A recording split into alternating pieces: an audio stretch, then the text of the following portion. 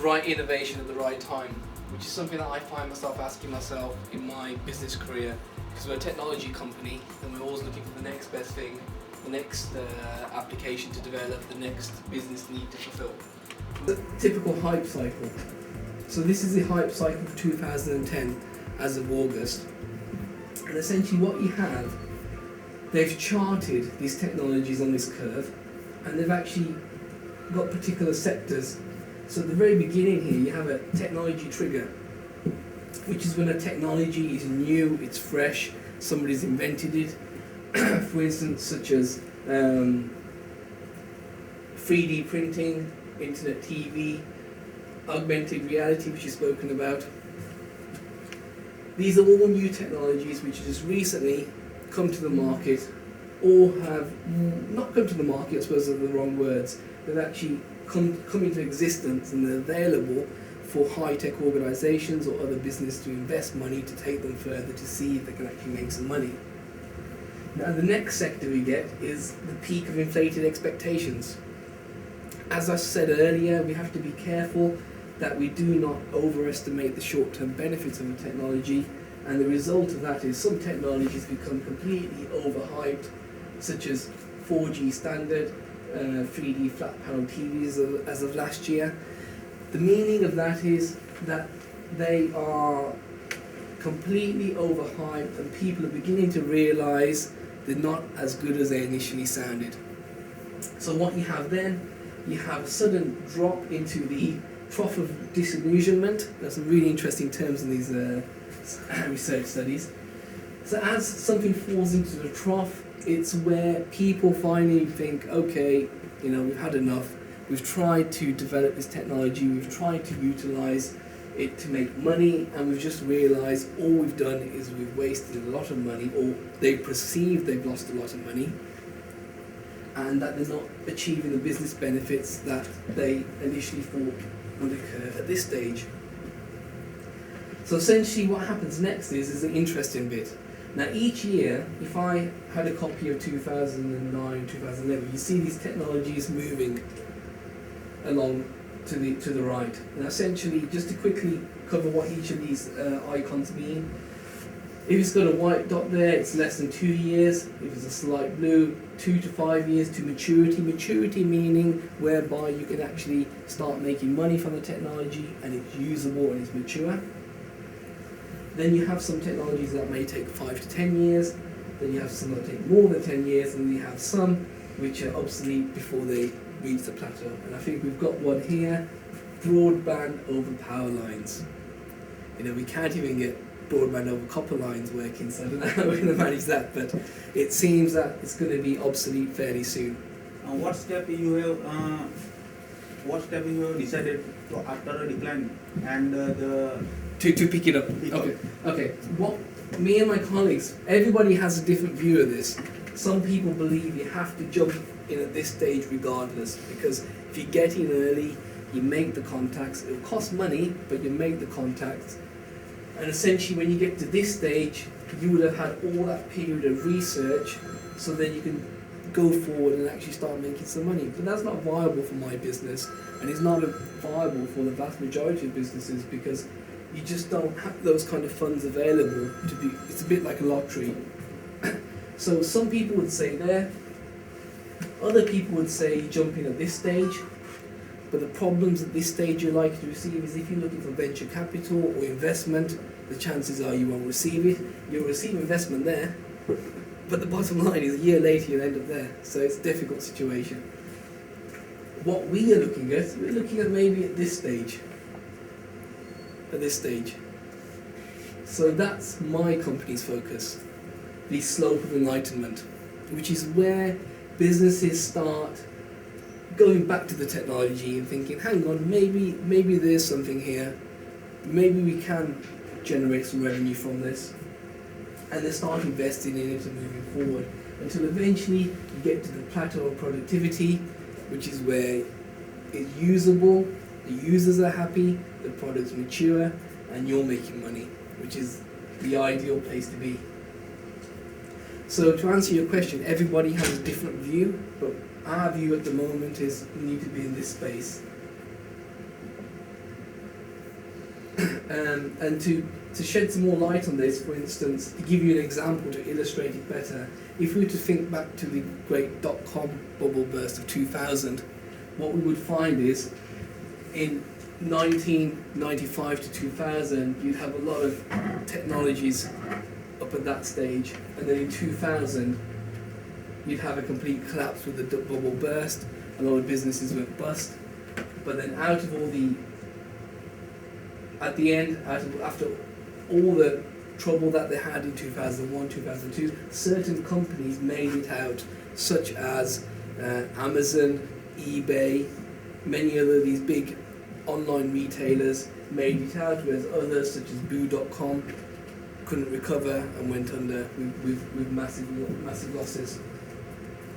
So this is essentially the hype cycle, which is what my business's focus is now, to actually utilise this for our next big step, because we have, to summarise, over the past utilised our past experience working for others in service management and change management. We've utilised all our networks, and now we're looking for a challenge. And I think the true essence of being entrepreneurial is to seize a challenge, but also at the same time doing it with some firm knowledge behind you to ensure that you don't essentially fail and there's a good chance of you succeeding. First, we'll have to pick a technology. And we have, would that be like trial and error, or? It wouldn't be, I wouldn't say trial and error. We'd try and make some kind of an educated guess as to what we feel may work and what fits in with the technology skill set we've developed in our offshore centre. Because if it doesn't fit in with that skill set, then there's essentially no point. So we have to look at something that's going to fit in.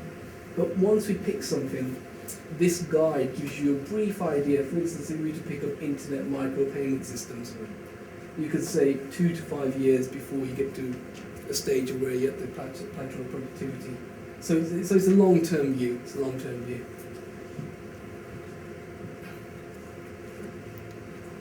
Any other questions? How difficult in such a small team is it to be in a kind of research development, trying to network and...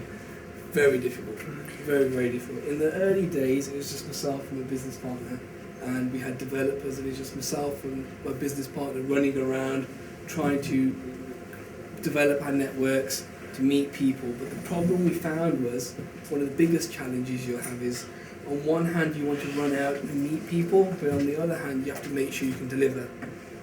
If you can't deliver on your promises, you're going to ruin your reputation.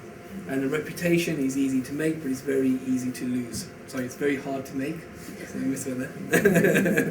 And it's very easy to lose. Technology, they have processes as well. I think Six Sigma's been on this process as well. I wouldn't... No, it's out. It's out. It's gone. It's fallen off. And but it's been on that hype as well. And but it's probably one of those processes that will make it to the other end. But there was a few years ago absolute hype about Six Sigma, and people doing it for the sake of it without understanding what it's actually going to mean. So that's another key point. These hype cycles aren't just for technology; they do them for business processes as well, which is really critical if you're working in business. Not just technology businesses, different processes, different businesses. You can look at all the processes and see the maturity of the processes. So if you're working in an organisation and you're looking to invest money on the kind of processes to implement, on the kind of courses to send your employees, you can actually look at the hype cycle for processes and say, hang on, we're not going to send them to do ITIL because that's on the very top. And we're not going to send them to Prince 2 because it's on the way down.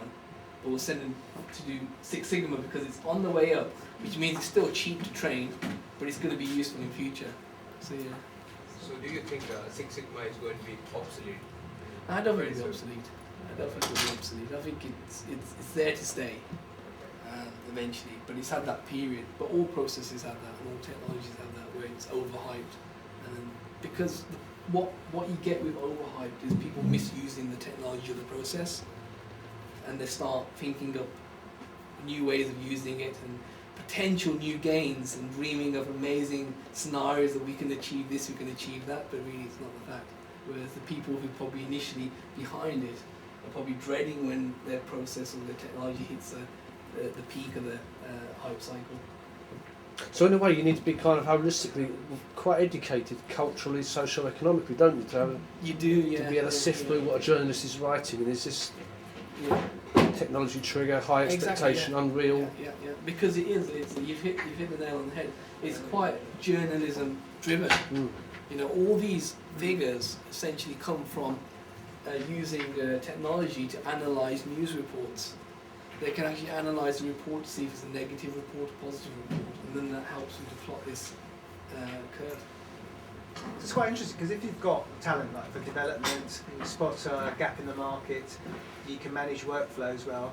So you're preparing, like, your team can work really well in the slope of enlightenment.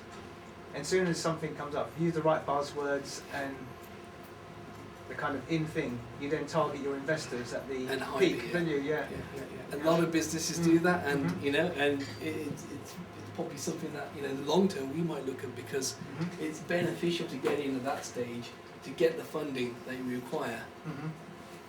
to grow your business. But you need to be very careful that as long as you're aware that eventually there'll be a downturn, Mm. and you always keep focused on that, you'll be able to ride that drop without too much of a problem. I guess in a way you've then got to defend, haven't you? That's a defensible position. You've always got to innovate and be part of the trigger. Then is that Exactly, yeah. Well, what happens is, you know, if you jump on a technology when it's there, it's great. You know, Yeah. you will get the hype, but you won't necessarily get returns. And by the time you realise you're not going to get returns, you're tipping over that side. So our logic of picking up a technology where it's coming out of the trough, so ideally we pick a technology that's coming out of the trough, is still hard because you still got to convince people. I'm trying to think of an example whereby, for instance, you know, even the internet in general, when it first, in the early 90s or late 80s, the internet, you know, would have been a great thing, a lot of hype about it, but then we discovered there's a lapse, wasn't there? yeah, we can't do much because there's no bandwidth. So a lot of the time, a lot of the technologies only end up there because the auxiliary or the other technologies that should support it, such as broadband and 4G networks, aren't there. So there's a lot of applications that only end up there because they're not supported by the infrastructure that's already in place.